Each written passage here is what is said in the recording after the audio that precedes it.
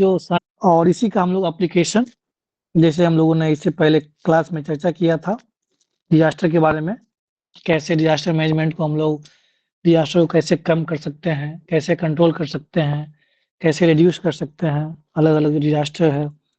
Pollution, global warming, climate change, इसके बारे में भी हम बात किए थे अलग-अलग कीवर्ड्स के माध्यम से, कौन-कौन सा टेक्नोलॉजी यूज़ करके हम लोग पॉल्यूशन को, ग्लोबल वार्मिंग को, क्लाइमेट चेंज को कम कर सकते हैं। वेस्ट मैनेजमेंट के बारे में भी हम लोगों ने पढ़ा था। ये लगभग पॉसिबल 20 टॉपिक्स है। इससे पहले हम कई बार बता चुके हैं कि अगर इतना आप कमांड कर लेते हैं तो ओवरऑल आपका साइंस एंड टेक लगभग कवर हो जाएगा। जैसे डिजास्टर है, पॉल्यूशन है, हेल्थ है, एग्रीकल्चर है, पॉपुलेशन है, एनवायरनमेंट इकोलॉजी है, इंफ्रास्ट्रक्चर है, वेस्ट मैनेजमेंट है, फूड सिक्योरिटी है, रिन्यूएबल एनर्जी है, पॉवर्टी है, एमएसएमई है, फूड प्रोसेसिंग इंडस्ट्री है, स्मार्ट सिटीज है, ई गवर्नेंस है, लॉ एंड ऑर्डर है, इंडस्ट्रियल डेवलपमेंट ऑफ बिहार है, ओवरऑल डेवलपमेंट ऑफ बिहार। ये पॉसिबल 20 टॉपिक्स लगभग सिलेबस और जो प्रीवियस ईयर का जो प्रश्न है उसको देखते हुए तैयार किया गया है। तो हम लोग 3 टॉपिक पे बात कर चुके हैं। आज ये चौथा टॉपिक हम लोग इस पे बात करेंगे। फूड प्रोसेसिंग इंडस्ट्री, इससे आप लोग वाकिफ ही होंगे। हमारे बिहार में जैसे भी हम लोग चर्चा कर रहे थे कि बजट में भी इसका चर्चा किया गया है।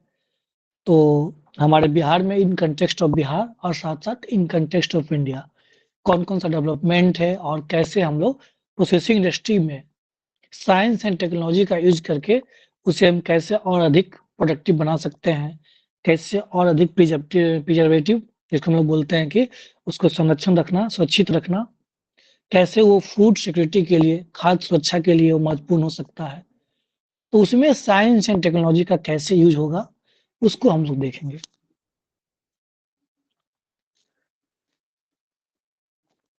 Application of science and tech in food processing industry in context of India and Bihar.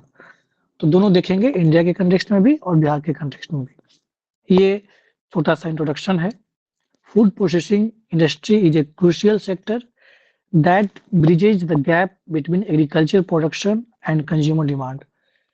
ये खाद्य प्रोसेसिंग इंडस्ट्री एक ऐसा क्रूशियल सेक्टर है जो कि क्या करता है, एक गैप को कवर करता है, ब्रिजेज करता है। एग्रीकल्चर प्रोडक्शन, जो हमारा एग्रीकल्चर प्रोडक्शन होता है और साथ-साथ जो कंज्यूमर का डिमांड है, उपभोक्ता का जो माँग है, उसको एक बीच में एक गैप लिंकिंग है। जैसा आपको चाहिए, जैसे हम लोग मखाना कहेंगे, तो उसका एक प्रोसेसिंग प्रक्रिया होता है, जो हम देखते हैं वो वाटर में उसका होता है। उसको वाटर में प्रोडक्शन होने के बाद उसको फ़िल्ट्रेट किया जाता है, फ़िल्ट्रेट करने के बाद उसका आग में उसे सेका जाता है, जस्ट लावा।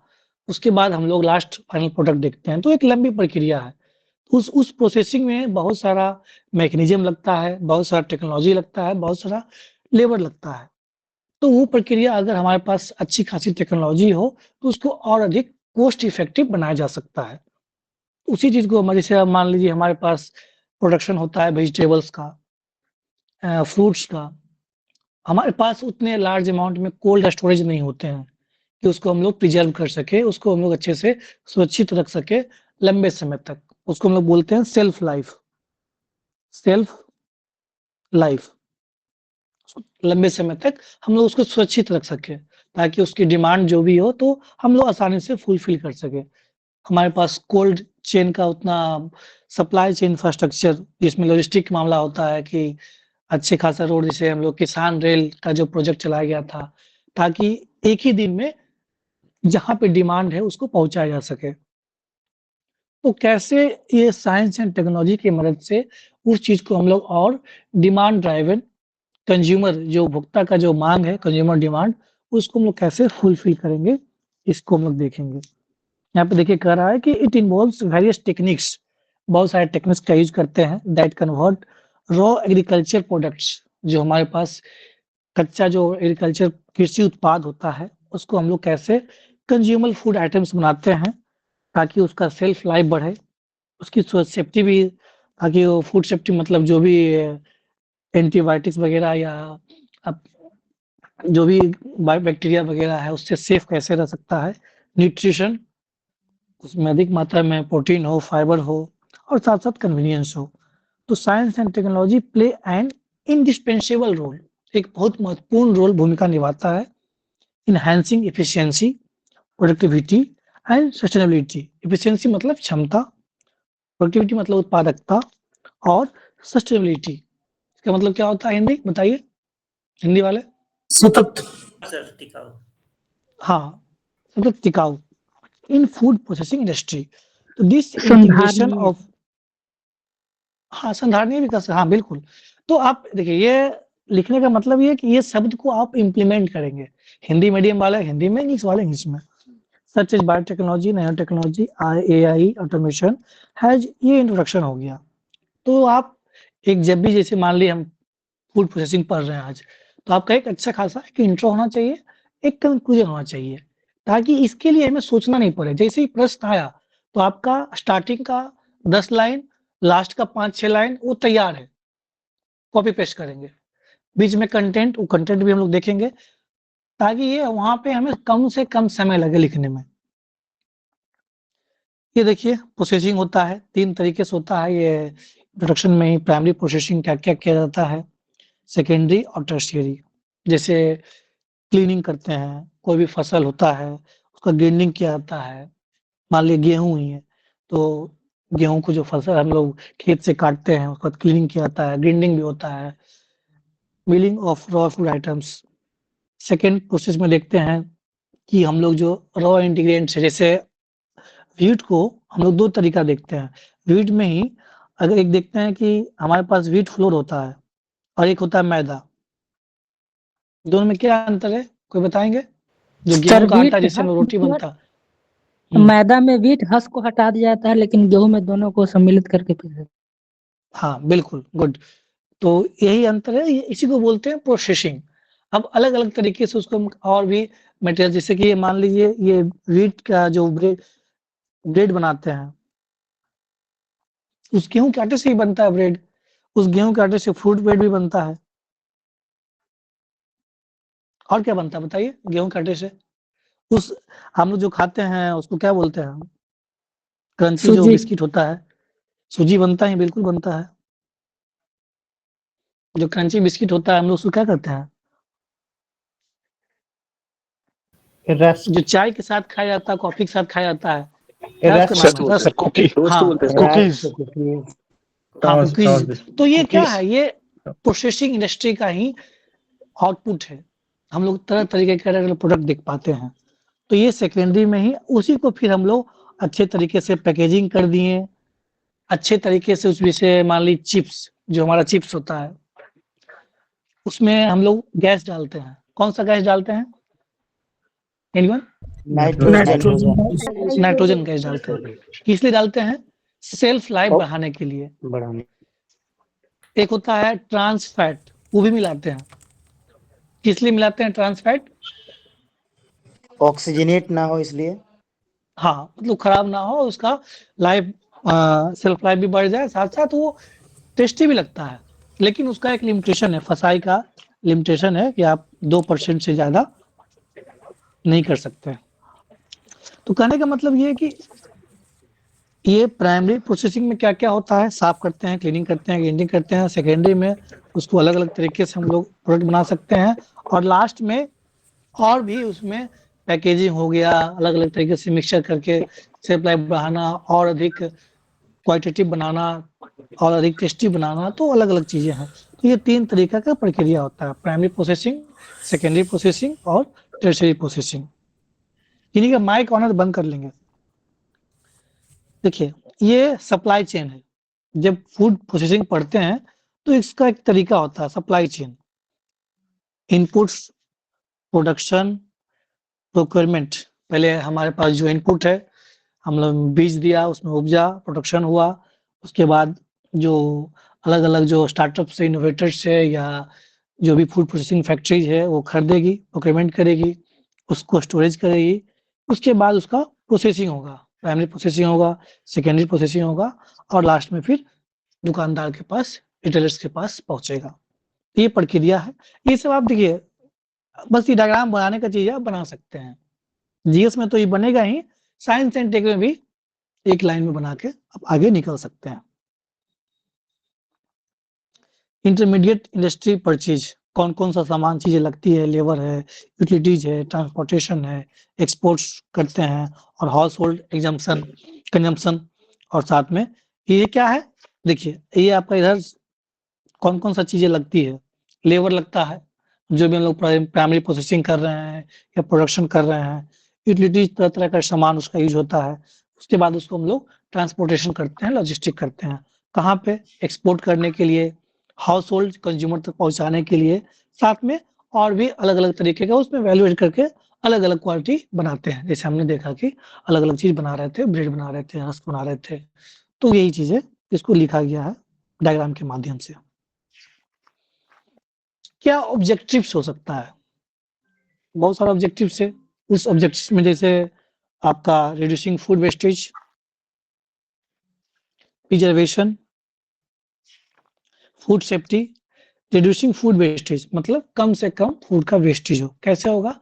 जो हम लोग उसमें उसका शेल्फ लाइफ बढ़ा देंगे, उसका कोल्ड स्टोरेज बढ़ा देंगे, तो उसका एक बेनिफिट हो सकता है। प्रिजर्वेशन, हम लोग लंबे समय तक उसको कैसे प्रिजर्व करके रख सकते हैं, सुरक्षित रख सकते हैं। एक देखिए यहाँ पे डेटा है फूड वेस्टेज का। According to United Nations, more than one third of food is wasted globally.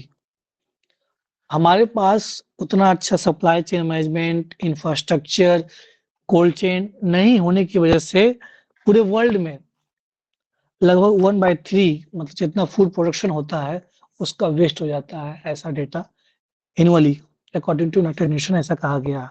NITI Aayog ने भी कुछ प्रेडिक्ट किया है, एस्टिमेट किया है कि लगभग 9,000 करोड़ लॉस होता है पोस्ट हार्वेस्ट प्रोडक्शन होने के बाद।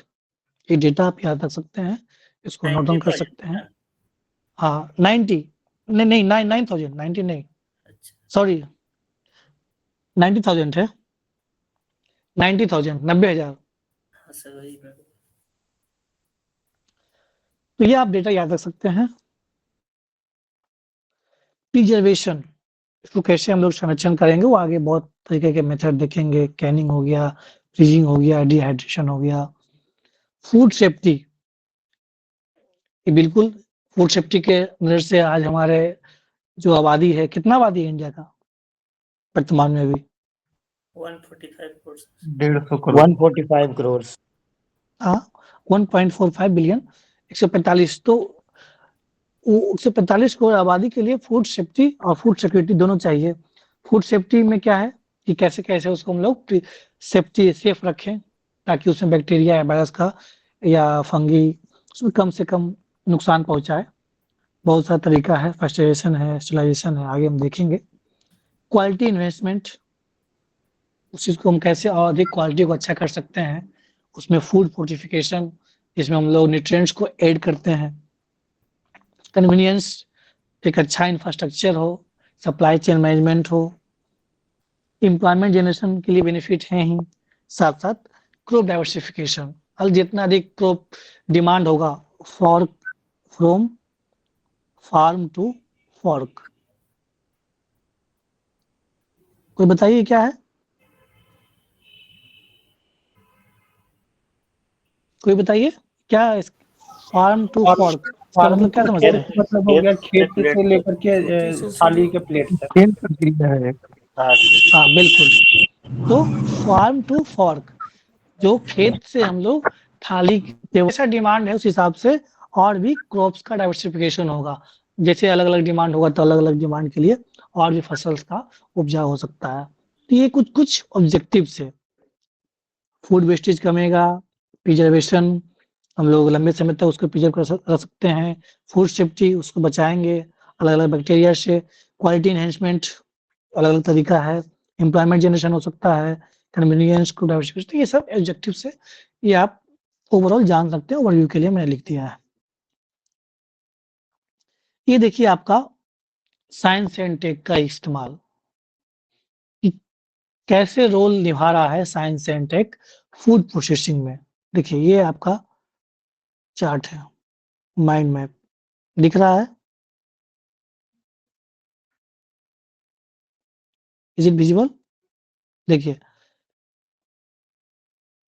आपका देखिए पहला है फूड केमिस्ट्री, दूसरा है microbiology, biotechnology, advanced food conservation techniques, अलग अलग टेक्निक्स हम देखेंगे, use of ICT, information communication technology, ये तो हर जगह इम्प्लीमेंट होता है। मैं हमेशा बताया हूं कि जब भी साइंस एंड टेक की बात होगी आप आईसीटी को जरूर लिखेंगे, उसमें आएगा IC, automation, robotics, IoT, AI तो है ही। फूड केमिस्ट्री में हम लोग देखेंगे, आगे डिटेल्स में देखेंगे। बायोटेक्नोलॉजी में फूड फोर्टिफिकेशन, जीएम क्रॉप्स। इधर देखिए माइक्रोबायोलॉजी, अलग अलग तरीके से हम लोग कैसे उसको फूड को सेफ रखते हैं, पेस्चुरेशन के तरीके से, फर्मेंटेशन के तरीके से, use of probiotics and prebiotics. ये क्या है कोई बताइएगा? Anyone? What is probiotics and prebiotics? Probiotics that means biotics का यूज किया जा रहा है and prebiotics before that. Okay, sir जो एनीवन मोर? बैक्टीरिया हेल्थ के लिए इम्पोर्टेंट है उसको इंक्रीज करना प्रोबायोटिक्स से। ठीक है, और कोई? एनीवन? सर ये प्रोबायोटिक होता है जो डाइजेस्टिव सिस्टम को के लिए फायदे कारक होता है, जैसे ईस्ट पे फर्मेंटेशन करना, लैक्टोसिस कोई बैक्टीरिया है, तो ये सारे प्रोबायोटिक्स में आते हैं। प्रीबायोटिक्स और इसी के अपोजिट होगा सर, इसमें कंफर्म नहीं है। देखिए, ठीक है, ओके। देखिए प्रोबायोटिक्स और प्रीबायोटिक्स इतना समझिए। देखिए ये जो होता है प्रोबायोटिक्स, ये होता है लिविंग माइक्रो ऑर्गेनिज्म, ठीक है। जैसे हम लोग, जैसे एग्जांपल आप ले रहे थे कर्ड का, दही का, और ये होता है प्रीबायोटिक्स। तो ये देखिए इसमें बहुत सारा कुछ कुछ फाइबर होता है। जब दही में आप देखते हैं तो लिविंग ऑर्गेनिज्म होता है, उसका नाम है क्या? लैक्टोबैसिलस। और प्रीबायोटिक्स जो होता है जो लैक्टोबैसिलस जिस फाइबर को खाता है, क्योंकि ये हम वो जो फाइबर है उसको इंसान नहीं खा सकता है, तो जो प्रोबायोटिक्स जो है जिस फाइबर को खाता है, और वो फाइबर भी प्रोबायोटिक्स को, क्योंकि देखिए पहले समझिए बात ये कि प्रोबायोटिक्स जो है ये क्या है? हेल्दी माइक्रो ऑर्गेनिज्म है, ये हमारे हेल्थ के लिए अच्छा है, और ये किसी में भी हो सकता है जहाँ पे जो हमारे हेल्थ के लिए पॉजिटिव हो। तो हमने दही का एग्जांपल लिया, दही में होता है लैक्टोबैसिलस। तो लैक्टोबैसिलस जो है हमारे डाइजेशन सिस्टम को अच्छा करता है, ठंडक पहुंचाता है। तो ये प्रीबायोटिक्स एक तरह का फाइबर है जिसको डायरेक्ट कंज्यूम नहीं कर सकता ह्यूमन बॉडी, तो उसको कंज्यूम कौन करता है? हमारा लिविंग जो माइक्रो ऑर्गेनिज्म है लैक्टोबैसिलस, वो कंज्यूम करता है। तो प्रीबायोटिक्स क्या है? एक तरह का फाइबर है जिसको कंज्यूम कौन करता है? लैक्टोबैसिलस या कोई भी तरह का माइक्रो ऑर्गेनिज्म। उसके बाद जितना अधिक वो उस तरह का फाइबर कंज्यूम करेगा उतना अच्छा वो हमारे हेल्थ के लिए बेनिफिट होगा। क्लियर है? इसको यानी रफेज बोल बताइए। सकते हैं सर, प्रीबायोटिक सब इसको रफेज बोल सकते हैं ना, ये नॉन डाइजेस्टेबल होता है हमारे बॉडी में। हाँ हाँ, नॉन डाइजेस्टेबल होता है। दैट्स वाई ये आप इनडायरेक्ट वे में आप कंज्यूम करते हैं, ह्यूमन बॉडी डायरेक्ट वे में कंज्यूम नहीं करता, लेकिन वो फाइबर किसी भी फूड में जितना अधिक होगा उतना अधिक वो प्रोबायोटिक्स, मतलब वो लिविंग माइक्रोऑर्गेनिज्म उसको कंज्यूम करेगा, उसके बाद ह्यूमन बॉडी कंज्यूम करेगा या कोई भी एनिमल कंज्यूम करेगा, तो वो हेल्थफुल होगा, हेल्दी होगा। क्लियर है? Yes sir. ठीक, आगे देखते हैं हम लोग। ये एडवांस फूड कंजर्वेशन टेक्निक्स, अलग अलग तरीका है। हाई प्रेशर प्रोसेसिंग हो गया, इरेडिएशन हो गया, मॉडिफाइड एटमॉस्फेयर पैकेजिंग हो गया। और भी कुछ इंडस्ट्री है फूड प्रोसेसिंग में ही, डेयरी है, मीट एंड पोल्ट्री है, बेकरी है, बीवरेज है। डेयरी में देखिए कुछ कुछ टेक्निक्स हम लोग पढ़ेंगे डिटेल में। अल्ट्रा हाई टेम्परेचर प्रोसेसिंग है, मेम्ब्रेन फिल्ट्रेशन। ठीक है, अब इसको हिंदी में क्या लिखिएगा आप? इसको लिखिए, अब ये मेम्ब्रेन फिल्ट्रेशन है, इसको हिंदी में क्या लिखेंगे बताइए? मेम्ब्रेन का हिंदी क्या होता है? हिंदी बताइए, हिंदी मीडियम। झिल्ली। अब बताइए झिल्ली, छन्नीकरण। अब बताइए कितना डिफिकल्ट हो जाएगा ये? वही चीज इसको अगर आप लिख देते हैं मेम्ब्रेन फिल्ट्रेशन, ये ज्यादा बेनिफिशियल होगा, एग्जामिनर के लिए भी एग्जामिनर फ्रेंडली होगा। तब ये यूएसटी है, इसको आप ऐसे लिख दीजिए ना, अल्ट्रा हाई टेम्परेचर प्रोसेसिंग। ठीक है, तो साइंस एंड टेक में ज्यादा अलग अलग करने की जरूरत नहीं है, उसको आप कीवर्ड्स को वैसे ही ध्यान रखेंगे, ज्यादा आपको याद करने में भी आसानी होगा, पढ़ने में भी आसानी होगा, और साथ साथ लिखने में भी आसानी होगा, एग्जामिनर के लिए भी आसान होगा। बेवजह उस पे उसके माइंड पे स्ट्रेस डालिएगा तो फिर वो नंबर कट जाता है। Meat and poultry industry, cold and plasma technology, plant waste cultural meat, आजकल तो मीट आ गया है जो हम लोग प्लांट वेस्ट कल्चर में, मतलब जो वेजिटेरियन है उन लोग के लिए भी मीट आ गया है। हम लोग बहुत तरीके से उसको gene therapy, gene editing, biotechnology का यूज करके हम लोग प्रोडक्शन कर सकते हैं। ऑटोमेटेड डिबोनिंग एंड कटिंग हम लोग देखेंगे आगे। बेकरी और कन्फेक्शनरी इंडस्ट्री में ये क्या है, एक लिविंग माइक्रो ऑर्गेनिज्म। ठीक, ये क्लियर है। एग्जाम्पल हमने लिया था दही का, कि जैसे कि लैक्टोबैसिलस है। अब एक है प्रीबायोटिक, ये क्या है, फाइबर है, ये उसी भोजन में, उसी फूड में एक फाइबर है। अब देखिए, हम डायरेक्ट, अब ये कर्ड है, कर्ड को इंसान खाएगा, लेकिन ये जो प्रोबायोटिक है उस दही में दोनों चीज है, प्रोबायोटिक भी है, प्रीबायोटिक भी है, लेकिन हम लोग क्या खाएंगे, प्रोबायोटिक को खाएंगे, हम लोग प्रीबायोटिक को नहीं खाएंगे, क्योंकि हम लोग कंज्यूम नहीं कर सकते हैं, वो डाइजेस्ट नहीं हो सकता है। दैट्स वाई वो लिविंग माइक्रो ऑर्गेनिज्म ही प्रीबायोटिक को खाता है, मतलब वो फाइबर को खाता है। अब वो जितना अधिक, समझिए, अब जो जितना अधिक हमको मान लीजिए कि ये हमारे लिए बेनिफिशियल है, ये माइक्रो ऑर्गेनिज्म, अब वो जितना अधिक हेल्दी होगा, जितना अधिक स्वस्थ होगा, तो स्वस्थ चीज को हम लोग कंज्यूम करेंगे तो हमारे लिए उतना अधिक हेल्दी होगा, उतना बेनिफिशियल होगा। तो ये एक फाइबर होता है, प्रीबायोटिक एक तरह का फाइबर है, प्रोबायोटिक एक लिविंग माइक्रो ऑर्गेनिज्म है, उस फाइबर को हम लोग डाइजेस्ट नहीं कर सकते हैं। That's why living micro organism खाता है, उसके बाद उसको हम लोग ह्यूमन बॉडी कंज्यूम करता है। यही है, क्लियर है। प्रीबायोटिक प्रोबायोटिक का फूड है। हाँ, प्रोबायोटिक का फूड है prebiotic. Okay sir, thank you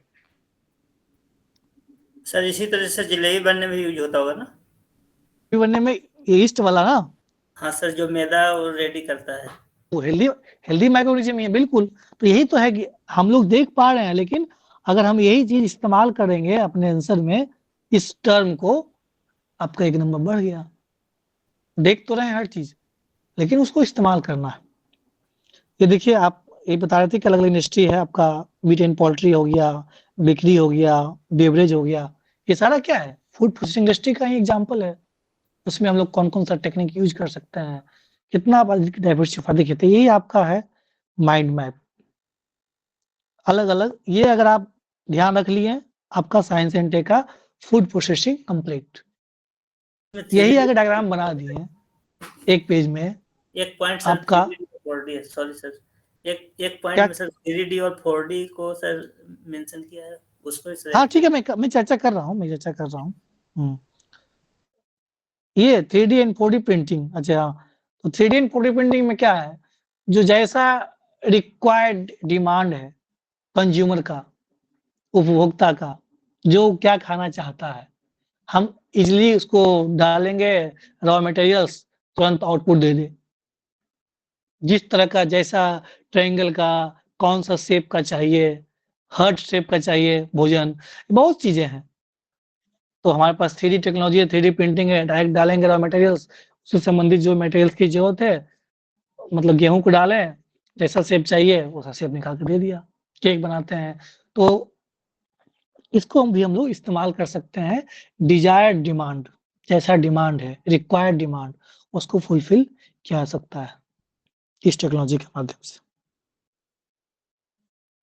ठीक है, ये क्लियर है। तो इस डायग्राम को आप ध्यान रखेंगे, आगे हम लोग देखते हैं सर एडवांस विस्तृत रूप में। फूड प्रिवरेज ये कंजर्वेशन टेक्निक वाला एक थोड़ा सा बता दीजिए। वो नीचे हम सब पढ़ेंगे, इसको डिटेल में पढ़ेंगे। देखिए, ये आपका फूड केमिस्ट्री है।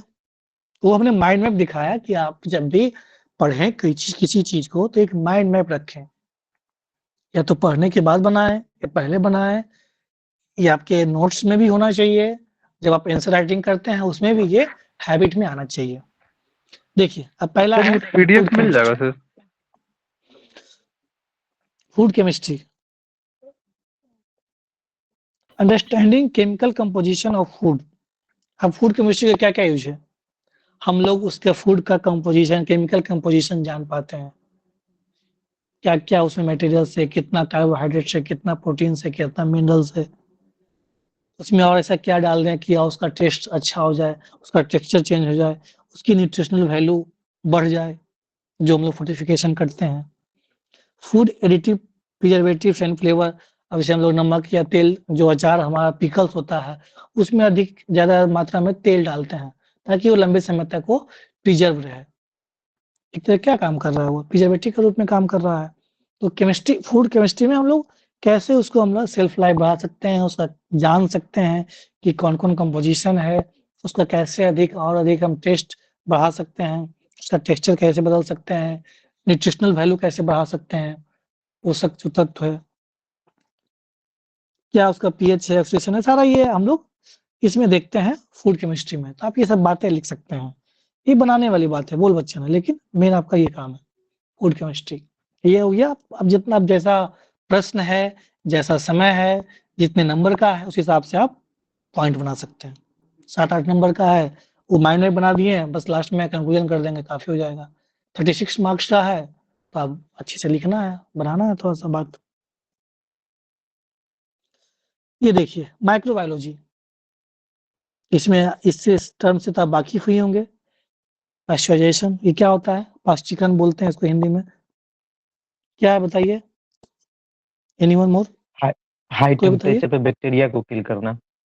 हाँ, तो ये हीटिंग टू किल पैथोजेंस, हम लोग हाई टेम्परेचर पे उसको, जो भी पैथोजन है बैक्टीरिया, उसको किल करते हैं ताकि लंबे समय तक वो प्रिजर्व रहे। फर्मेंटेशन, ये क्या है? बिना ऑक्सीजन का सर उसको। कोई और बताइए। Multiplication of bacteria. Multiplication of bacteria in anaerobic condition. हाँ, इन एनारोबिक कंडीशन में होता है। इसे हम लोग क्या करते हैं, बस यही प्रिजर्वेशन करते हैं, टेस्ट। तो ये शब्द को आप लिख देंगे, वहां पे एक्सप्लेन नहीं करना है तो क्या है, उसका यूज बताना है कि उसका यूज करके देखिए, आप लिखे है ना, using beneficial microbes for preservation and taste enhancement. संरक्षण कर सकते हैं, सुरक्षित कर सकते हैं, साथ साथ उसका टेस्ट इनहेंसमेंट, उसका टेस्ट में बढ़ोतरी हो सकता है और अधिक स्वादिष्ट हो सकता है।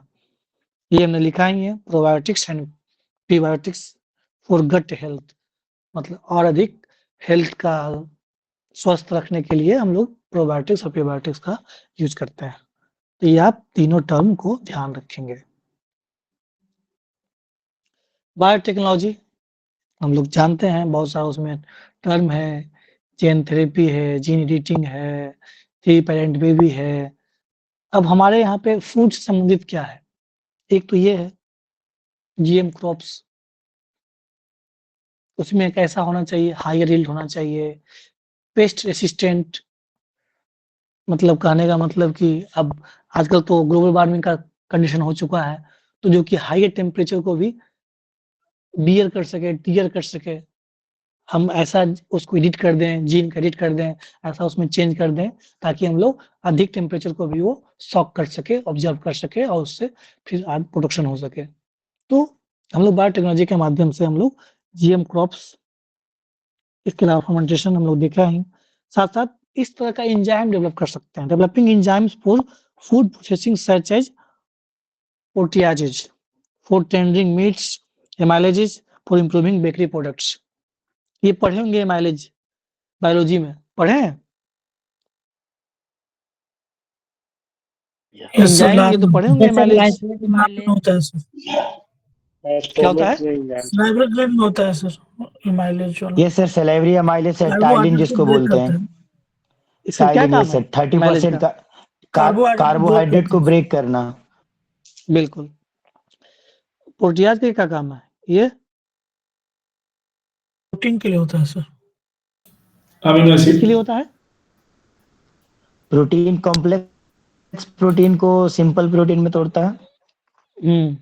ठीक है, तो समझ रहे हैं ना कि आप देखिए यहाँ पे हमने एंजाइम लिखा, एग्जाम्पल हो गया कि इसको हम लोग बेकरी प्रोडक्ट्स को अथी करने के लिए मीट को सॉरी कैसे आप यूज करके एंजाइम का यूज करके कैसे हम लोग फूड प्रोसेसिंग में इसका इस्तेमाल कर सकते हैं और उसको हम लोग इस्तेमाल कर सकते हैं।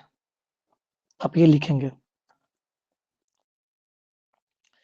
चौथा है एडवांस्ड फूड कंजर्वेशन। और भी तरीका एडवांस टेक्नोलॉजी है इसके माध्यम से हम लोग फूड को कंजर्व कर सकते हैं, प्रिजर्व कर सकते हैं। HPP इसका नाम है, हाई प्रेशर प्रोसेसिंग। बस ध्यान रखना है, अधिक मैक्सिमम प्रेशर दे दिए ताकि वो मैक्रो किल हो गया। जैसे उसमें हम लोग दे रहे थे हाई टेम्परेचर दे रहे थे पाश्चराइजेशन में। यहाँ पे इरेडिएशन है, यहाँ पे हम लोग क्या करेंगे गामा और एक्सरे, ताकि जो भी बैक्टीरिया है पैथोजन से उसको किल किया सकता है। मॉडिफाइड एटमॉस्फेरिक पैकेजिंग, जिसको हम लोग बात कर रहे थे, चिप्स वाला एग्जांपल ले रहे थे। इसमें चिप्स वाला में क्या था कि हम लोग नाइट्रोजन डालते हैं। तो एडजस्ट गैस कंपोजिशन, जितना अधिक कम जैसे जितना अमाउंट का है उस हिसाब से ना गैस डालेंगे। अब पता चला कि ज़्यादा डालनी है और मटेरियल कम है तो भी तो नुकसानदायक हो सकता है। तो इसको हम लोग बोलते हैं MAP, मॉडिफाइड एटमॉस्फेरिक पैकेजिंग। उसमें जो हमारा एटमॉस्फेयर में जो भी गैस है उसको एडजस्ट करके जितना अमाउंट है, जितना मटेरियल है, उस हिसाब से हम लोग उसमें गैस डालते हैं ताकि उसका सेल्फ लाइफ बढ़ सके, उसका प्रिजर्वेशन बढ़ सके। तो ये 3 तरीका ध्यान रखेंगे, HPPP, high pressure processing, irradiation और MAP, modified atmosphere packaging. Clear है? ज़्यादा एडवांस तो नहीं हो रहा है, बहुत सिंपल, ज़्यादा बस कुछ टर्म बस ध्यान रखना है। बताइए, पूछना है यहाँ तक? क्लियर है सर। ओके, किन्हीं कुछ पूछना है? You can ask. ठीक, आगे बढ़ते हैं। Use of ICT, information and communication technology, ये तो हर जगह इम्प्लीमेंट हो जाता है, इसलिए तो इसको छोड़ना ही नहीं है। साइंस एंड टेक में जब भी आएगा तो ICT को तो इम्प्लीमेंट कर ही देना है। ICT, बायोटेक्नोलॉजी और आपका एक सैटेलाइट वाला सेंसिंग, रिमोट सेंसिंग, ये 3 चीजें ऐसा है कि इम्प्लीमेंट हो जाता है। लेकिन ये दोनों तो हर हाल में ICT, नैनो टेक्नोलॉजी, बायोटेक्नोलॉजी ये सब इम्प्लीमेंट हो ही जाता है, चाहे वो डिजास्टर में हो, चाहे हेल्थ में हो, चाहे फूड सिक्योरिटी में हो, फूड प्रोसेसिंग में हो, क्लाइमेट में हो। तो यूज ऑफ ICT, एक मैं हमेशा बताता हूँ, IC information, education, communication. Inform करिए, एजुकेट करिए और कम्युनिकेट करिए। कितना अगर हम सही फूड यूज करते हैं, अधिक न्यूट्रिशन वैल्यू वाला यूज करते हैं, या जिसमें प्रोबायोटिक्स प्रीबायोटिक्स होता है वो फूड यूज करते हैं, सुपर फूड मखाना लाइक, तो वो हमारे हेल्थ के लिए बेनिफिशियल हो सकता है। तो ये हम लोग ICT के माध्यम से इसको हम लोग कम्युनिकेट कर सकते हैं, इन्फॉर्म सर कर तीनों का सकते नाम हैं। क्या बोले हैं? एक ICT, एक नैनो टेक्नोलॉजी और एक बायोटेक्नोलॉजी, जिसको हम कॉमनली यूज नैनो, कर सकते हैं सभी ऑप्शन में। हाँ बिल्कुल कॉमनली यूज कर सकते हैं। ICT हो गया, नैनो टेक्नोलॉजी हो गया, बायोटेक्नोलॉजी हो गया।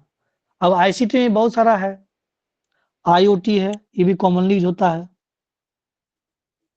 AI ऑटोमेशन, ये कॉमनली यूज होता है, और IEC, तो ये सब कॉमनली है हर जगह इम्प्लीमेंट। नल जल योजना के बारे में जानते हैं आप लोग? कोई अगर गाँव में रहते हैं, नल जल जानते हैं क्या है ये? सब बिहार सरकार का योजना है सर, सारे गांव में हाँ, सर तो 7 ये निश्चय नल भाग एक योजना है। नल जल योजना में भी ये डिवाइस लगा हुआ है, पता है आपको? जानते हैं इसके बारे में?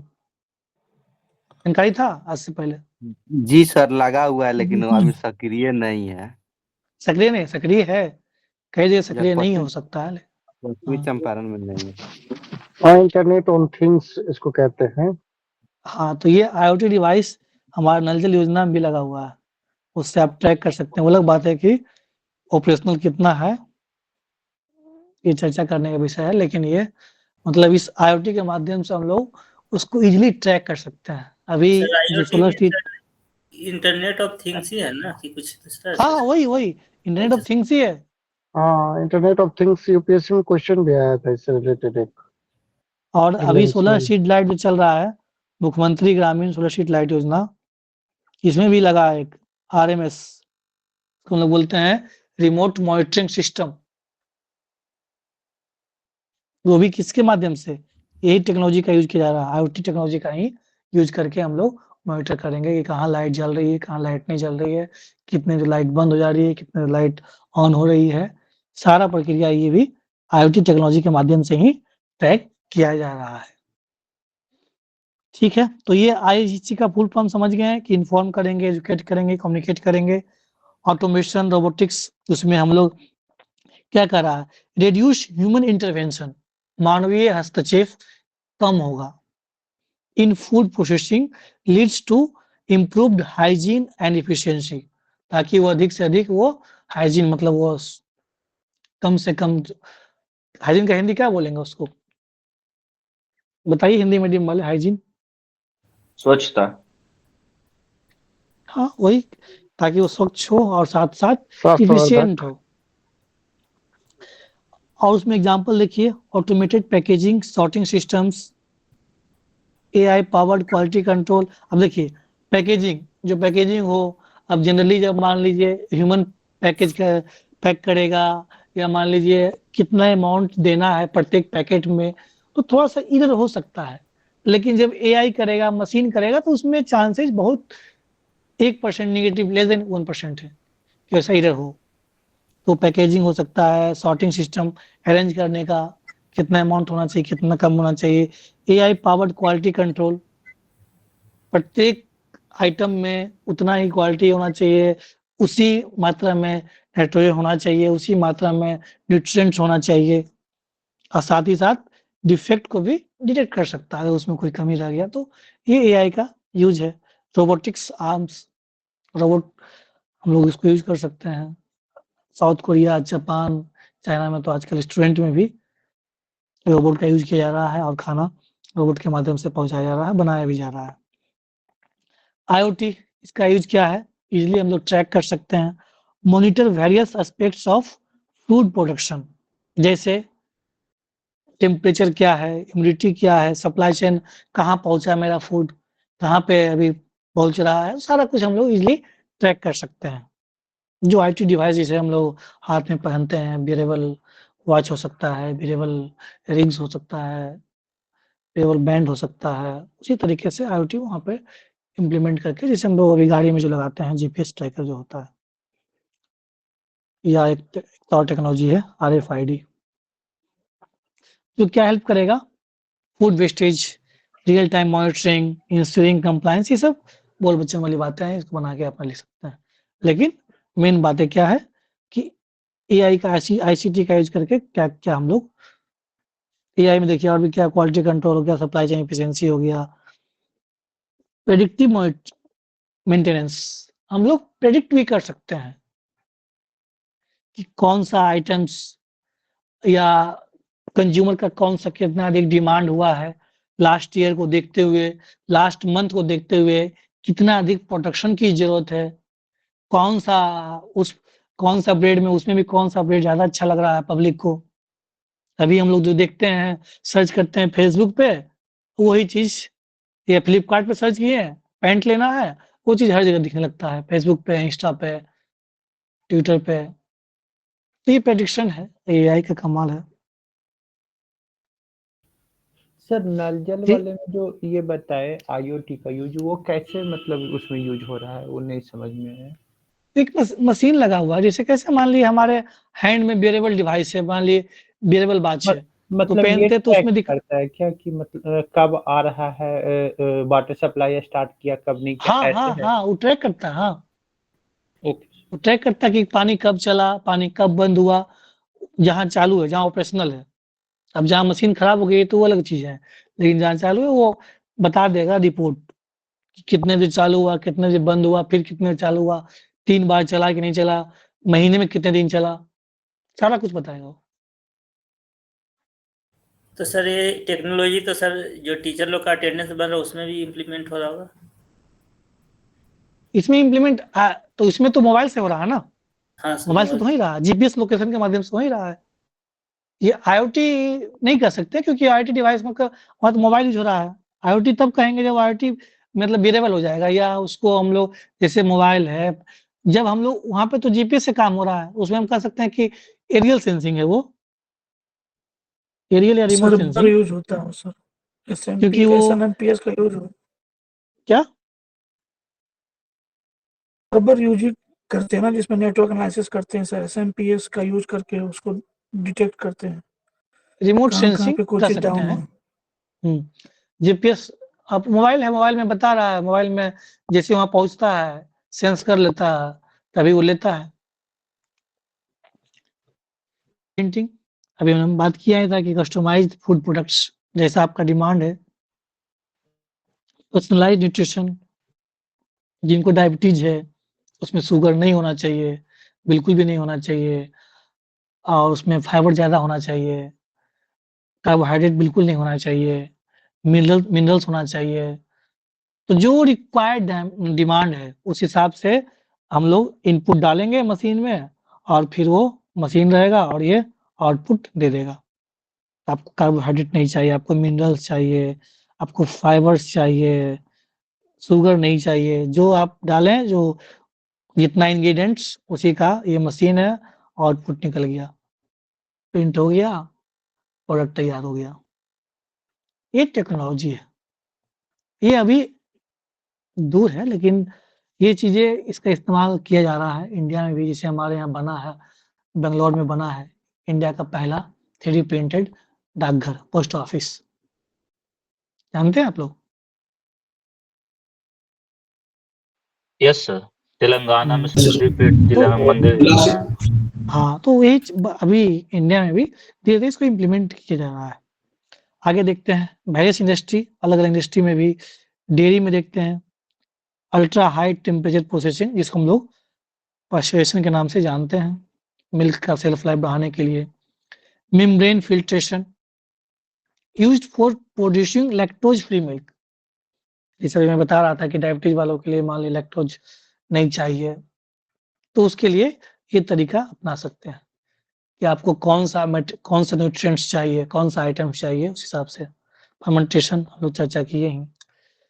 Meet and poultry industry, cold plasma technology, इतना कम टेम्परेचर कर दो कि बैक्टीरिया वो मर जाए, लेकिन उसका क्वालिटी हैम्पर नहीं होना चाहिए। Plant waste and cultural meat, वैसा मीट जो कि प्लांट वेस्ट, ने बताया सर था कि उसको हम लोग, हाँ सर बताइए ये बताइए। कोल्ड प्लाज्मा टेक्नोलॉजी और क्रायोजेनिक टेक्नोलॉजी क्या सेम है क्या? क्रायोजेनिक कर सकते हैं टेम्परेचर कम करके ही, लेकिन नाम का देखिए, क्रायोजेनिक जनरली क्या, रॉकेट में इसको नहीं, आप यही लिखिए, कोल्ड प्लाज्मा ही लिखिए, लेकिन बस यही कि हाँ टेम्परेचर कम करके ही क्या है, क्रायोजेनिक टेक्नोलॉजी नहीं कर सकते हैं। ये सब चीज़ें आप देख लिए, मीट पोल्ट्री हो गया है इसमें, तो ये सब टेक्नोलॉजी का नाम एक दो को ध्यान रखेंगे और ध्यान रखना चाहिए। ये देखिए बेकरी एंड कन्फेक्शनरी इंडस्ट्री है, एंजाइमेटिक एंजाइम का यूज करके इम्प्रूव्स डो टेक्सचर, उसमें कौन-कौन सा आइटम चाहिए आपको। स्मार्ट ओवेन्स, जो स्मार्ट चूल्हे होते हैं, उसमें हम लोग कितना टेम्परेचर चाहिए, कितना ह्यूमिडिटी चाहिए। शुगर अल्टरनेटिव्स हम बता रहे थे कि शुगर में जैसे कि एस्पार्टिम, जिसमें होता है कि बहुत कम मात्रा में भी, लेकिन अभी भी खतरनाक होते जा रहा है, ये भी अब कैंसरजेनिक होते जा रहा है। तो लेकिन वही है कि शुगर का भी अल्टरनेटिव है, जिसे हम लोग जैगरी पाउडर यूज़ करते हैं। सब टेक्नोलॉजी है। बीवरेज में देखते हैं nano filtration used in fruit juice processing to remove impurities. अब हम लोग क्या करेंगे, जो भी इम्प्योरिटीज है उसको कैसे नैनो फिल्ट्रेशन के माध्यम से उसको हम लोग, जो भी इम्प्योरिटीज है उसको निकाल सकते हैं। Cold brew technology enhance coffee and T flavours without heat. बताइए कोई जानते हैं इसके बारे में?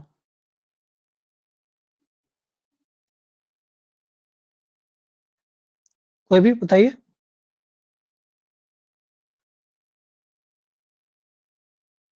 देखिए ये एक टेक्नोलॉजी है जिसमें हम लोग कॉफी और टी, आप देख पा रहे होंगे फ्लेवर्स, उसका फ्लेवर्स को हम लोग कैसे तो उसमें टेम्परेचर जो है कम करते हैं, जो अभी हम लोग देख रहे थे कोल्ड प्लाज्मा, उसी टाइप का ही टेक्नोलॉजी है। टेम्परेचर कम करके जो टी का फ्लेवर से या कॉफी का फ्लेवर से उसको और अधिक हम लोग टेस्टी बना सकते हैं। तो ये सब टेक्नोलॉजी आप अलग-अलग इंडस्ट्री में हम लोग देखे हैं और ये नैनो टेक्नोलॉजी का भी इस्तेमाल आप कर सकते हैं। नैनो फ़िल्ट्रेशन आप बता सकते हैं या हम लोग प्रिज़र्व करने के लिए नैनो प्रिजर्वेटिव का यूज़ कर सकते हैं। आप लिख सकते हैं कि नैनो फ़िल्ट्रेशन, नैनो प्रिजर्वेटिव, ये लिख देना है, बस हो गया। Nano capsules, nano foods, super foods, कम जगह में ज़्यादा मात्रा में जैसे जो अंतरिक्ष में ले जाया जा रहा है, तो वो कैसे आप उसको लिंक कर सकते हैं फूड प्रोसेसिंग से, वो आपके ऊपर है। लेकिन नैनो टेक्नोलॉजी का इस्तेमाल हो सकता है, इसलिए मैंने यहाँ पे लिखा है। ये आपका टेक्नोलॉजी हो गया। बताइए यहाँ तक किसी को दिक्कत, कोई समस्या, कोई डाउट्स? बताइए। ये आपका माइंड मैप है। सर नैनो टेक्नोलॉजी में और थोड़ा एप्लीकेशन बता दीजिए सर, फूड प्रोसेसिंग में। देखिए, एक तो आपका नैनो फ़िल्ट्रेशन होगा ही, ठीक है? आप नैनो प्रिजर्वेटिव तो कर ही सकते हैं, उसके अलावा आप देखिए क्या कर सकते हैं, जैसे नैनो टेक्नोलॉजी के माध्यम से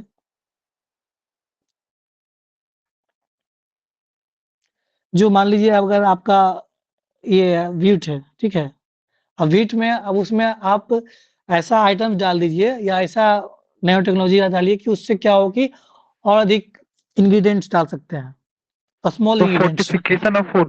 फोर्टिफिकेशन ऑफ फूड हो वो सकता तो है। हाँ, बिल्कुल भी उसमें इतना अच्छा ऐसा न्यूट्रिएंट्स जो डिमांडेबल है, जो रिक्वायर्ड है, उसको आप मिक्स कर दीजिए। मिक्स करके फिर वो आउटपुट जैसे निकलेगा। गवर्नमेंट के द्वारा परमाणु शक्ति लाया गया था। करना फूड के साथ ना, क्योंकि आप पढ़ रहे हैं फूड फोर्टिफिकेशन, आप उधर सर नहीं तो जा, वो डिबेट नहीं हो सकता तब। सर वो फूड एंड सेफ्टी सिक्योरिटी बढ़ता है, एफिशिएंसी बढ़ता है, न्यूट्रिशन बढ़ता है, एनवायरनमेंट के लिए सस्टेनेबल है। ये आपका जीएस का चीज़ें हैं। मान लीजिए लास्ट में ये आप नहीं डालेंगे, लेकिन आप लास्ट में सजेशन तो ज़रूर डालना है कि क्या-क्या चैलेंजेज़ है और क्या उसका होना चाहिए। लेकिन ये देखिए डिमांड 1.34 बिलियन, अभी 1.45 हो गया है। रॉ मटेरियल हमारे पास बहुत पर्याप्त मात्रा में, क्या-क्या पोटेंशियल है, क्षमता है, संभावना, कितने हमारे पास संभाव्य है। हम एक एग्रेरियन इकोनॉमिक होने के नाते हमारे पास रैंक 1 है स्पाइस प्रोडक्शन में, फूड प्रोडक्शन में हम लोग रैंक 2 पे हैं, मिल्क में रैंक 1 पे हैं। ये लेटेस्ट डाटा के अकॉर्डिंग है या पहले का है सर? नहीं, लेटेस्ट ही है। इंडस्ट्री देखिए 9 मिलियन जॉब्स 2025 तक एम्प्लॉयमेंट जनरेशन होना है। 100% एफडीआई कर दिया गया automatic route. Forward backward linkage, ये आप ध्यान रखेंगे। ये क्या है बताइए, कोई एक्सप्लेन कीजिए।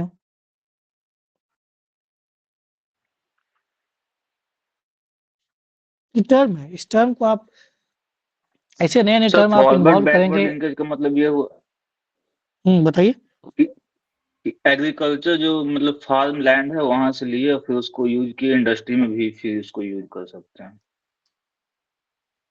ओके, एनीवन मोर? प्रोसेस बताइए। हमारा जो मार्केट मार्केट जो हुआ वो फॉरवर्ड हुआ और बैकवर्ड में सारे स्टोरिंग प्रोसेसिंग वगैरह आ गया। ठीक है। तो देखिए फॉरवर्ड में बिल्कुल मार्केट हो गया, अर्बन। हाँ, फार्म लैंड से हाँ। स्टोरेज तक जो कैरी करते हैं, फिर स्टोरेज से मार्केट तक जो ले जाते हैं, इसी को शायद बोलते हैं सर। सीधे वहाँ ले ना, farm to fork, fork to farm. Starting से लेकर के जो फाइनल फूड प्रोडक्ट हाँ, होता है। सिंपल इसका यही है, फार्म टू फॉर्क और फॉर्क टू फार्म, ठीक है। अब इसमें जितने भी स्टेक होल्डर्स आएंगे, अब वो स्टेक होल्डर्स किसान हो सकता है, मीडिएटर्स हो सकता है, प्रोसेसर्स हो सकता है, सारे। और ये एक तरह का synergy between consumer, industry and agriculture, potential to drive the rural economy. क्योंकि जब अगर मान लीजिए इंडस्ट्री जो भी रॉ मटेरियल से रूरल से अर्बन में जा रहा है, उसके बाद फिर जो प्रोडक्ट बन के आ रहा है, जो फाइनल प्रोडक्ट है, वो फिर ग्रामीण क्षेत्रों में भी तो आ रहा है। तो farm to fall, farm to farm, दोनों फॉरवर्ड बैकवर्ड लिंकेज, इसी को हम लोग बोलते हैं, और एक तरह का बीच पे सिनर्जी स्थापित कर रहा है कंज्यूमर इंडस्ट्री और एग्रीकल्चर के बीच में। फूड सिक्योरिटी के पर्पज से तो है ही। तो ये कुछ पोटेंशियल है, इसको आप ध्यान रखेंगे। ये वर्तमान का करंट डेटा है, ये आप लिख लेंगे, इसको सही कर देंगे। पॉपुलेशन जो है 1.4।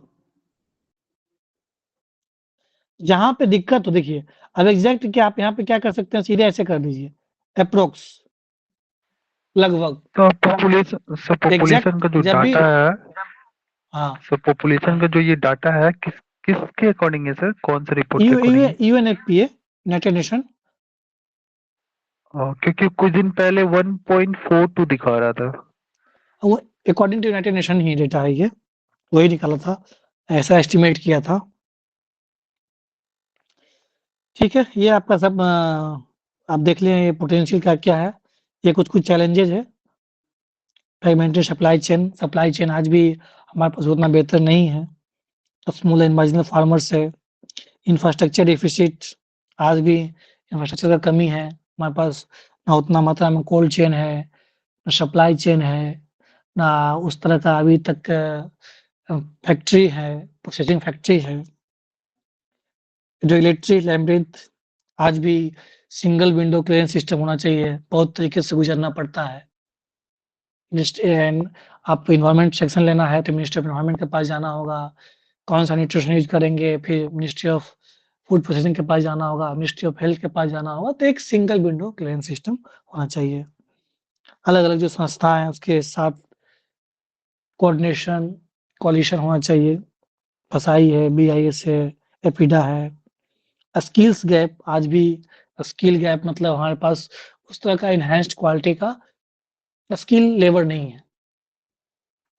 तो उस लेवल को भी only 3% of India's workforce in processing has formal training, मतलब मात्र 3% जितना हमारा इंडिया का फोर्स लेवल है, वर्कफोर्स है, उसमें से मात्र 3% ही इसके पास स्किल लेवल, जो स्किल है, जो फूड प्रोसेसिंग में काम करने लायक है। कैपिटल क्रंच, ये तो जानते ही हैं कि फाइनेंस का कितना दिक्कत है, लेकिन बहुत सारा इनिशिएटिव लिया गया है। 2000 करोड़ रुपया फंड बनाया गया है, एक फंड बनाया गया है, कॉर्पस फंड, नाबार्ड के द्वारा, फूड प्रोसेसिंग के लिए ही। क्वालिटी कॉन्ड्रम, आज भी क्वालिटी को लेकर के, जैसे रिसेंटली हम लोग न्यूज सुने थे, मलेशिया में, सिंगापुर में बैन कर दिया गया एवरेस्ट मसाला, और कौन मसाला था, 2 मसाला था, एक एवरेस्ट था, एक MDH था सर। दोनों को बैन कर दिया गया। तो आज भी क्वालिटी को लेके हम लोग, यूरोपियन यूनियन में भी देखिए डेटा है, European union food safety 527 product को अभी तक बैन कर चुका है, सितंबर 2020 से लेके अप्रैल 2024 तक। तो ये क्वालिटी, क्योंकि हम लोग, हाँ बताइए। नेस्ले पे भी बैन हुआ था कुछ समय के लिए। हाँ, एग्जाम्पल आप लिख सकते हैं। तो ये हम लोग, अरे ये क्वालिटी से हम लोग थोड़ा सा कंप्रोमाइज कर लेते हैं। इसका वजह क्या है, रेगुलेटरी बॉडी उतनी अच्छी नहीं है, या हम लोग उतना ध्यान नहीं दे पाते हैं, हमारे पास स्किल लेवल नहीं है, उतना फाइनेंस नहीं है, इंफ्रास्ट्रक्चर नहीं है। मार्केट वोलेटिलिटी, मतलब वर्किंग लिया जाता है, लिया गया है। उसमें मैंने बताया कि 3 तरीके से हम लोग पढ़ेंगे कि पॉलिसी और रेगुलेशन कौन-कौन तरीका है, गवर्नमेंट का क्या-क्या स्कीम्स है, और साथ-साथ उससे संबंधित कौन-कौन सा इंस्टीट्यूशन है जो इस पे वर्क करती है। जैसे ministry of food processing industry हो गया, फसाई हो गया, ब्यूरो ऑफ इंडियन स्टैंडर्ड, कितना क्वालिटी क्या होना चाहिए, कौन सा न्यूट्रिएंट्स होना चाहिए, और ये का बीड़ा भी है। ये संस्थाएं हैं, बाकी इंटरनेट पार्क्स है, इसके अंदर है ये सब स्कीम्स है। पीएम किसान संपदा योजना के ये सब स्कीम्स है, mega food parks, integrated cold chain, agro processing cluster, creation of backward and forward linkage, operation green, food safety and quality insurance infrastructure, ये सारे ये प्रधानमंत्री किसान संपदा, इतना आपको नहीं लिखना है, लेकिन कम से कम जब आपके नोट्स में होगा तब 2-3 लिख पाएंगे। अगर आपके नोट्स में एक लिखा होगा सिर्फ मेगा फूड पार्क, तो आप क्या लिखिएगा? इसलिए आपके नोट्स में होना चाहिए। ग्राम समिति योजना, ट्राई फूड प्रोजेक्ट, ये ग्राम समिति मतलब ग्राम रूरल क्षेत्रों में अधिक से अधिक जहाँ पे भी ऑर्गेनाइज्ड अनऑर्गेनाइज्ड है फूड प्रोसेसिंग, जैसे मान लीजिए हमारे बिहार में ही है, हमारे पास मरचा राइस है, उधर लीची है, उधर रोहतास तरफ गेहूं है, तो उसको अधिक कैसे हम लोग फूड प्रोसेसिंग करके उसको एक ऑर्गेनाइज बना सकते हैं, फार्मर बना सकते हैं और अधिक मात्रा में प्रोडक्टिव बना सकते हैं। ट्राई फूड ट्राइबल एरियाज में कैसे उसको हम लोग फोर्टिफिकेशन किया जा सकता है, कैसे उसको फूड प्रोसेसिंग करके अधिक से अधिक आउटपुट ले सकते हैं। फूड प्रोसेसिंग फंड 2000 करोड़ का बनाया गया है नाबार्ड के द्वारा। अधिक से अधिक जहाँ पे भी फूड प्रोसेसिंग फैक्ट्री की जा रही है तो वहाँ पे नाबार्ड सहयोग करती है। ODOP, one district one product, ये देखिए वर्ल्ड फूड इंडिया, ये इवेंट इंडिया के द्वारा ऑर्गेनाइज किया गया था नवंबर 23 में, और इसमें जितने भी स्टेक होल्डर्स हैं, मैं बार बार कहता हूँ stakeholders, food processors, manufacturers, producers, उत्पादक, cold chain, technology providers, logistic players, researchers, innovators, startup, food retailers. देखिए यहाँ से शुरू हुआ, प्रोसेसर से मैन्युफैक्चरर के पास, ये प्रोड्यूसर ऊपर रख देंगे, प्रोड्यूसर ऊपर रख दीजिए, प्रोड्यूसर हो गया, प्रोसेसर हो गया, मैन्युफैक्चरर हो गया, कोल्ड चेन प्लेयर्स हो गया, टेक्नोलॉजी प्रोवाइडर्स हो गया, लॉजिस्टिक प्लेयर्स हो गया, research R&D, research and development, ये सारे स्टेक होल्डर्स हैं फूड प्रोसेसिंग इंडस्ट्री के। कि आप लास्ट में कंक्लूजन में आप डाल सकते हैं कि integrating all stakeholders to strengthen या to make more to make logistic holistic development of food processing industry, we can integrate all stakeholders like food processors, producer, equipment manufacturers, cold chain players for the overall development of nation of Bihar। Last में conclusion डाल सकते हैं। ये United nation जो launch किया था international year of millets हो गया। ये स्कीम है PMFE, PM formalisation of micro food processing. ये बस आप चर्चा बहुत ज्यादा आपको लिखने डिस्क्राइब नहीं करना है, क्योंकि आप लास्ट में बता दे रहे हैं कि हाँ भाई साइंस एंड टेक में भी आप ये थोड़ा सा आप चर्चा एक पेज में झलक दिखा सकते हैं। ये कुछ कुछ जो पॉलिसी है 100% FDI, automatic route, agro waste processing units को अब PSL में, क्या होता है PSL बताइए? Priority sector lending. Primary sector उसमें लैंडिंग, इसको, हाँ तो इसको इंक्लूड करना है और इसको अधिक से अधिक प्रमोट करना है। लोन, बैंक लोन दे, RRB तो देती ही है, साथ साथ बताइए कौन बैंक दे? शेड्यूल्ड बैंक भी लोन दे। फसाई रेजोल्यूशन 2011 हो गया। ये देखिए इसको ध्यान दीजिए, एग्री एक्सपोर्ट जोन, ये जरूर लिखना है, एग्रीकल्चर एक्सपोर्ट जोन बनाया जाए। जिस तरह से स्पेशल इकोनॉमिक जोन है, स्पेशल इकोनॉमिक जोन विशेष आर्थिक क्षेत्र के तर्ज पे ही एग्रीकल्चर एक्सपोर्ट जोन बनाया जाए।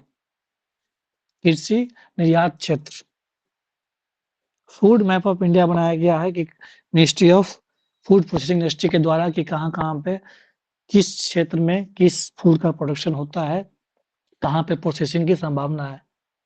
जैसे अभी अनाउंस जो किया गया तो पता था केंद्र सरकार को कि मिथिला के क्षेत्रों में मखाना का प्रोडक्शन होता है, दैट्स वाई वहीं पे ही national institute of makhana establish किया गया। अब उसके बाद एक नया इंस्टीट्यूशन का भी स्थापना किया जा रहा है। इससे पहले भी है कि नहीं वहाँ राष्ट्रीय मखाना कौन सा संस्थान खुला हुआ है इससे पहले? अभी खुलने वाला है। सबोर में है नेशनल इंस्टीट्यूट सबोर ऑफ में इसका मखाना है। Research centre. नहीं, दरभंगा में है, दरभंगा में पहले है, से, नेशनल इंस्टीट्यूट ऑफ मखाना है। हाँ पहले से खुला हुआ है। हाँ, यहाँ के NCR के अंदर है।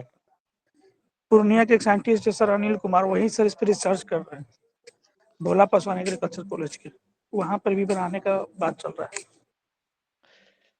ओके, तो इसी के ये सारा आपका इनिशिएटिव्स हो गया। लास्ट में और क्या हो सकता है कुछ ही लिखा गया है सॉल्यूशन। बिहार गवर्नमेंट का इनिशिएटिव है सर। बिहार गवर्नमेंट का भी है। ये देखिए बिहार गवर्नमेंट का पोटेंशियल लिखा गया है, कौन-कौन पोटेंशियल में क्या-क्या क्षमता है, मिल्क कितना हम लोग उपजाऊ करते हैं, cereals, honey, food vegetables, meat and poultry, bakery. Rice का देखिए है कि अभी कितना लगभग 5000 राइस मिल्स हमारे बिहार में है। व्हीट के बारे में भी है, मेज के बारे में है। पल्स हम लोग नंबर 1 पे हैं, अरहर में नंबर 2 पे हैं, ग्राम चना में और मसूर में। मीट, पोल्ट्री में, हनी ये भी ठीक-ठाक प्रोड्यूसिंग करते हैं हम लोग। मिल्क है ही, लीची में फ्रूट्स में लीची है, मैंगो। वेजिटेबल्स ये कुछ डायग्राम है, कहाँ पे हमारा मेगा फूड पार्क एक तो मोतिहारी ये भी मोतीपुर में बना ही है साथ-साथ। कहाँ बना है? बेगूसराय में भी? जानकारी है कि नहीं बेगूसराय वाला? खगड़िया में भी है। तो अभी रिसेंटली जो बना है मोतीपुर मुज़फ्फरपुर का, मोतीपुर में बना है। देखिए क्या लिखे हैं, possibility of mega food park in India mean Bihar. क्यों? क्योंकि हमारे पास 4th largest producer of fruits हैं, 2nd largest producer of serials अनाज का है, 3rd नंबर पे वेजिटेबल्स इन इंडिया में बिहार का बात हो रहा है। तो high economic growth rate, employment generation हो सकता है, shares international boundary Nepal due to gateway of north eastern states. क्योंकि जो बेगूसराय वाला जो एरिया है फिर वहाँ से निकलते हैं तो वो कहाँ चला जाएगा फिर? नॉर्थ कोलकाता होते हुए नॉर्थ ईस्ट हाईवे लिंक करता है, well connected national highway due to sharp nature problem. तो ये सारा ये हमारे बिहार में संभावनाएँ हैं। फूड प्रोसेसिंग इंडस्ट्री को कैसे एस्टेब्लिश किया जा सकता है और देखिए कुछ-कुछ मेजर्स कॉम्फेड मिल्क को लेकर के किया गया है।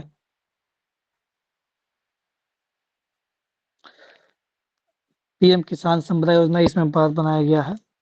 एग्रीकल्चर रोड मैप है कि कैसे उसको अधिक हम लोग अभी 3 आ गया है, 3 का भी ज़िक्र करेंगे। ये 4th वाला food agriculture road map impact on the income of farmer से तो आप इसमें ज़िक्र करेंगे। बहुत सारी पॉलिसी है। एक मार्क हो गया, फसाई एक्ट हो गया, निवेश बंधु पोर्टल, ई पशुधन हाट, बियडा प्रमोट कर रही है। जहाँ-जहाँ पे फूड प्रोसेसिंग इंडस्ट्री नहीं है, जहाँ पे ज़मीन नहीं है लेकिन जिस क्षेत्रों में जैसे मैंने बताया कि लीची है या वेस्ट चंपारण है, ईस्ट चंपारण है, तो वहाँ पे फैक्ट्री लगा करके प्रोसेसिंग इंडस्ट्री बनाया जा रहा है और अधिक से अधिक प्रोडक्शन हो और उसको प्रोसेसिंग करके हम लोग एक अच्छे दाम ले सकें, किसान को अच्छा दाम मिल सके। Bihar government is working with around 3000 food processing industry ये भी आप डेटा लिख सकते हैं। ये सब सारा इकोनॉमिक सर्वे का डेटा है।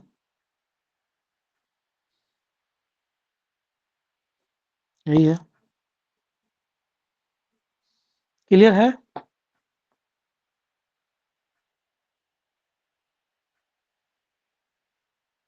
हुँ। बताइए।